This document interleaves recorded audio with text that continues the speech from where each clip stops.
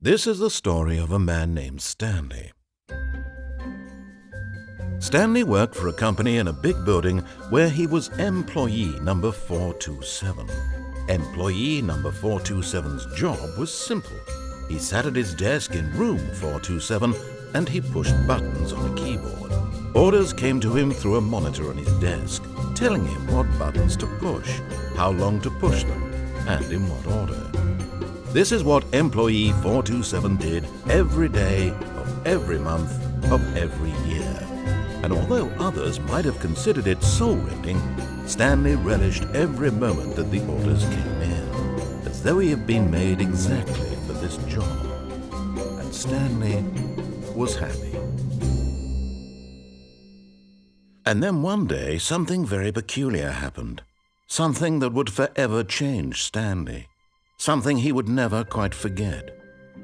He had been at his desk for nearly an hour when he realized that not one single order had arrived on the monitor for him to follow.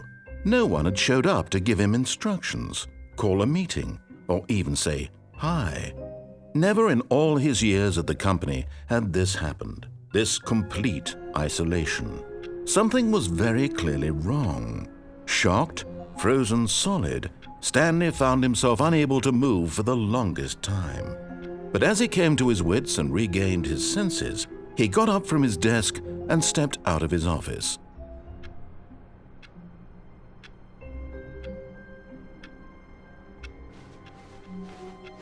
All of his co-workers were gone. What could it mean? Stanley decided to go to the meeting room. Perhaps he had simply missed a memo.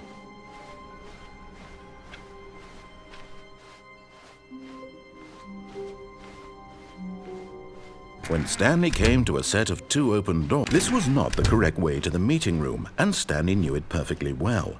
Perhaps he wanted to stop by the employee lounge first, just to admire it. Wow, yes, this room. What a beautiful room. But eager to get back to business, Stanley took the first open door on his left.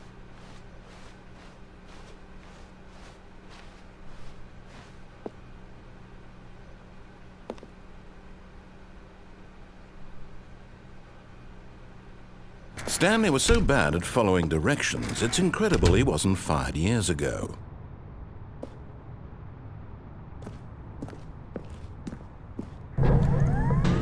Look, Stanley, I think perhaps we've gotten off on the wrong foot here. I'm not your enemy, really, I'm not. I realize that investing your trust in someone else can be difficult, but the fact is that the story has been about nothing but you all this time. There's someone you've been neglecting, Stanley. Someone you forgot. What? Really? I was in the middle of something. Do you have zero consideration for others? Are you that convinced that I want something bad to happen to you? Why, I don't know how to convince you of this, but I really do want to help you, to show you something beautiful. Look, let me prove it. Let me prove that I'm on your side. Give me a chance. Now listen carefully, this is important. Stanley walked through the red door.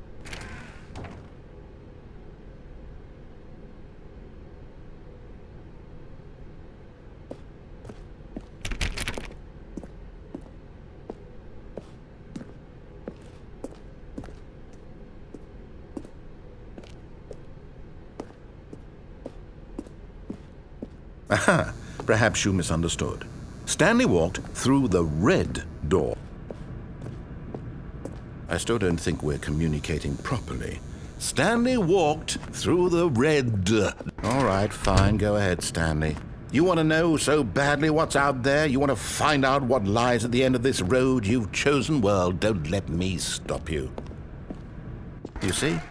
There's nothing here. I haven't even finished building this section of the map, because you were never supposed to be here in the first place. Broken rooms, exposed developer textures. Is this what you had wanted? Was it worth ruining the entire story I had written out specifically for you? Do you not think I put a lot of time into that? Because I did. And in the end, it was all for nothing, because this is what you wanted to see. Help me here, Stanley. Help elucidate these strange and unknowable desires of yours. What would have made this game better? What did you want to see? Vehicles? Skill trees? Work with me. You've given me absolutely nothing so far. Tell you what, Let me take a stab in the dark at a new design, and you can give me some feedback. There we go. A third option. This already feels leaps ahead of where we were before. Go ahead, Stanley. Take it for a spin.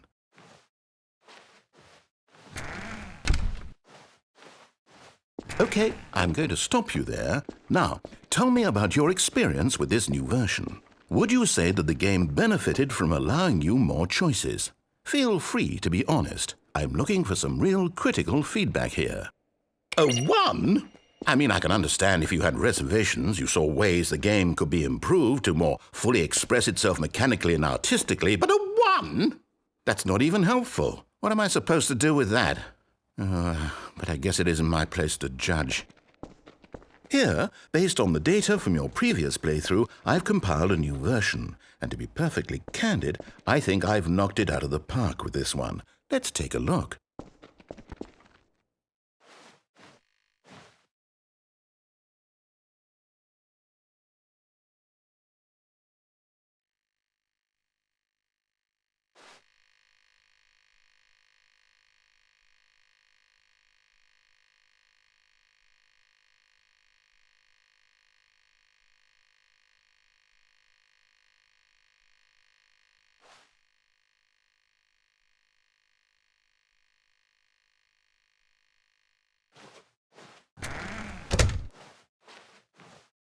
Now, would you say that competitive leaderboard helped you feel motivated to keep walking through doors? Again, honest answers, please. Hey, I nearly forgot. I've got a prototype of a new game I've been working on, and now would be a lovely opportunity to give it some playtesting. You wouldn't mind taking a look at it, would you? Perfect. Let me boot it up.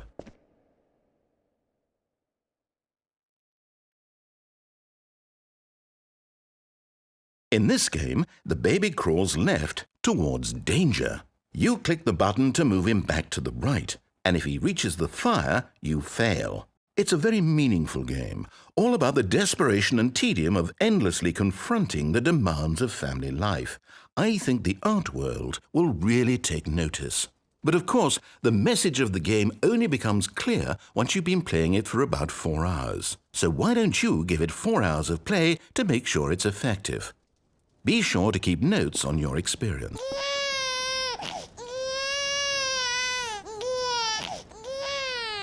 You heartless bastard. Did you do it because you hate babies or purely to spite me?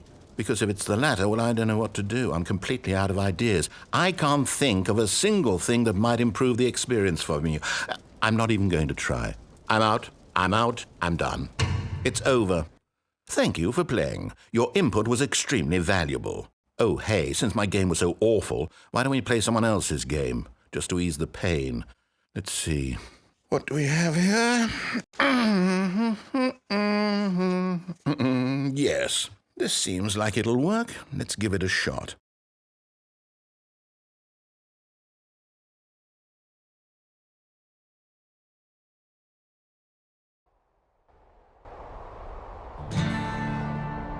Aha! Fascinating. What do you think this game is about, Stanley? What's our backstory? What is our motivation?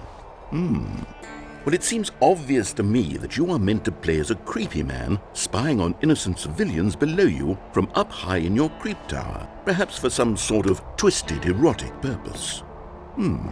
Yes, that must be it. What a fascinating venture into the experience of total mental depravity. So far, I love everything about this game, Stanley. And it seems there's even more. Come, let's venture outward and see what else is out there.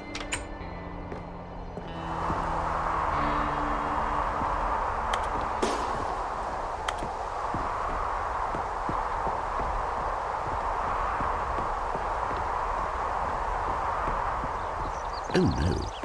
No, it can't be.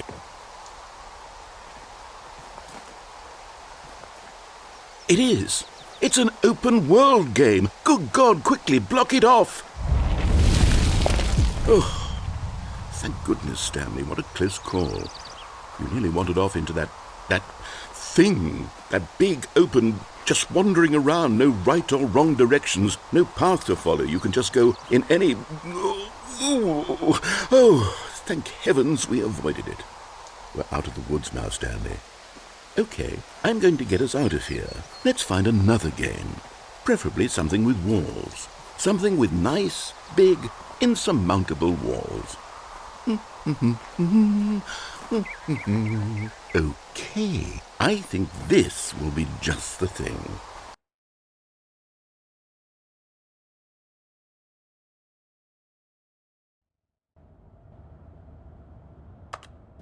Wonderful. See, this is exactly what I had in mind. Just a nice big box for you to run around in. There isn't any possibility that you could get lost here. Now this is game design. Stanley, if you manage to get lost in this game, I will be phenomenally impressed. Okay, so what exactly do we do here? Let's see. There are lots of cars here in the back, but obviously there's no racetrack. Okay, I'm seeing that there's a ball of some kind back here. Is this game sports ball? Stanley, I think it's sports ball. Oh, what fun. We shall run the bases and do a touchdown together? Yes, I think surely we must. Okay, Stanley, here's the ball. Have fun.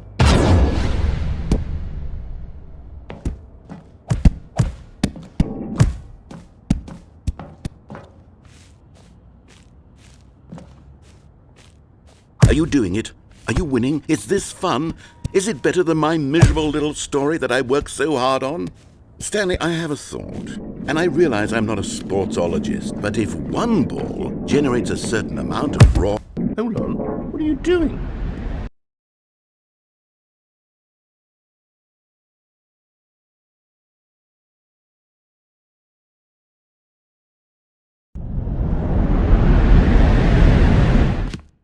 Stanley, don't do that. I can't follow you there. I can't help you.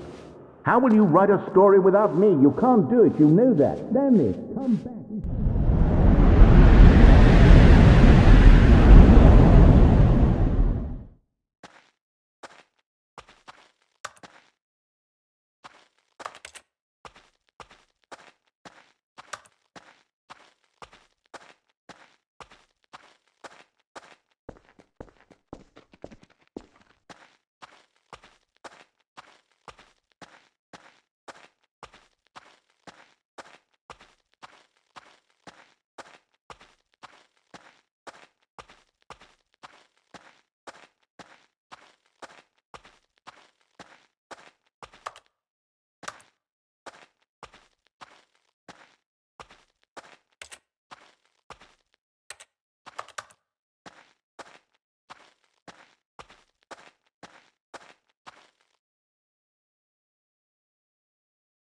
I wonder what he found. If what he wanted was to be the leading man in his own story, well, perhaps he's gotten it, down in wherever he is right now. I wonder if he's happy with his choice, and if he's learned the heavy cost that comes with it. He'll understand soon what I was trying to tell him. He needs me.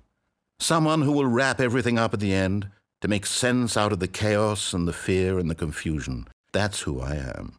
That is what I mean to this world. Oh, yes. Yes, I'll be back. There's no other way. Once this ends, after it all comes to a close, then I'll be back. The end will be here soon. Very soon. I can wait.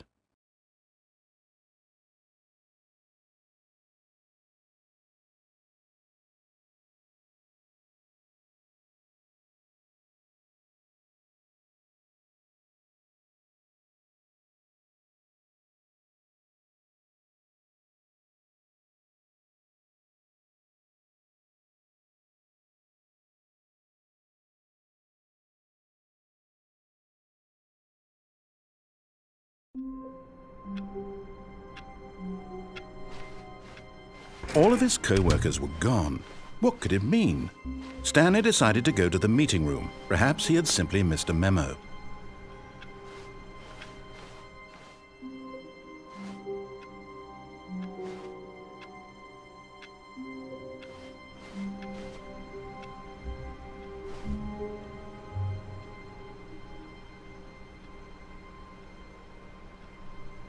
It's bucket time.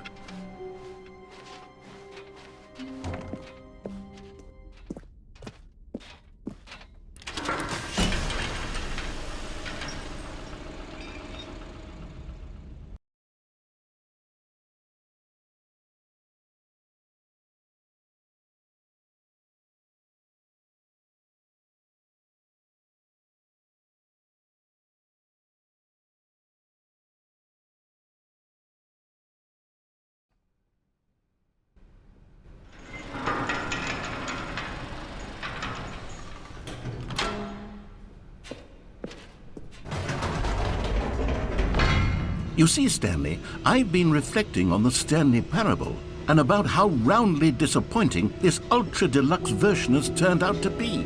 The original Stanley Parable was a landmark, and any new content for it should live up to that legacy. So forget this ultra deluxe nonsense. I say we take it one step even further.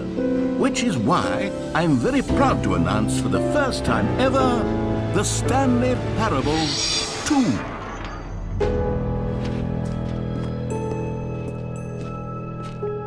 Yes, you see, isn't this far superior to a measly port with a few minor additions? Think of all the new territory we'll cover with a fully fledged sequel. An entirely new experience, built from the ground up. Why, there are so many possibilities. It could go in so many different directions.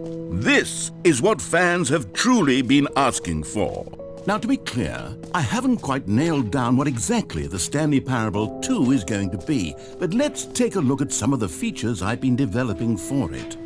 I figure that if I can loosely organize a handful of interesting concepts, that surely the game will sort of naturally spring up around them. It'll all work itself out. Game development is much more of a... Here we are. Go on, try out some of the new features.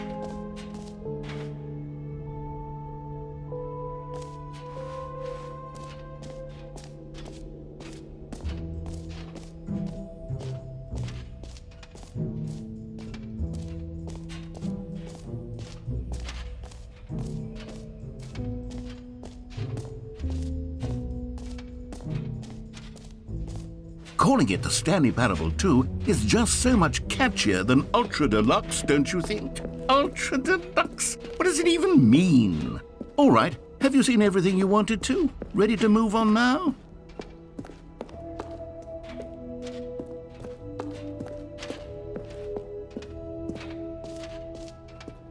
So, Stanley, what do you think? Do you like all of the new features? Yes, I know it's not exactly clear yet how exactly these features will come together as one single coherent video game, but I can feel it in my soul. It's going to work. There's definitely a good game in there somewhere. Say, let's do an experiment. I'll arrange these new features together and we'll see whether or not it coheres into a meaningful gameplay experience. Okay, are you ready? Here it is.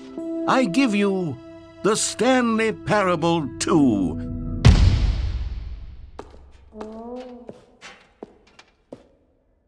I mean, there's potential here, right? It's sort of... Okay, never mind. Hold on, let me do a different arrangement. Okay, yes, this is much better. I feel good about this. Here we go, version 2. Who am I kidding, Stanley? This isn't a coherent video game at all. It's a lot of gags. And I do very much enjoy creating gags, but they don't add up to anything.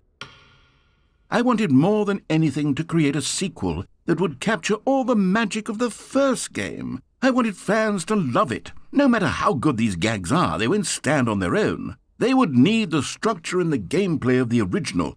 Wait, maybe that's it. I can take the original Stanley Parable and simply, well, insert a few of my new features into it. Tastefully, of course. With respect. With care for the vision and integrity of the original game. Would it possibly work? I suppose it could. But it would need a really, really tremendous title screen. A title screen that says with bold and uncompromising conviction, "This is the Stanley Parable 2. Let me see if I can whip something up. All right, perfect. Go ahead. Take a look.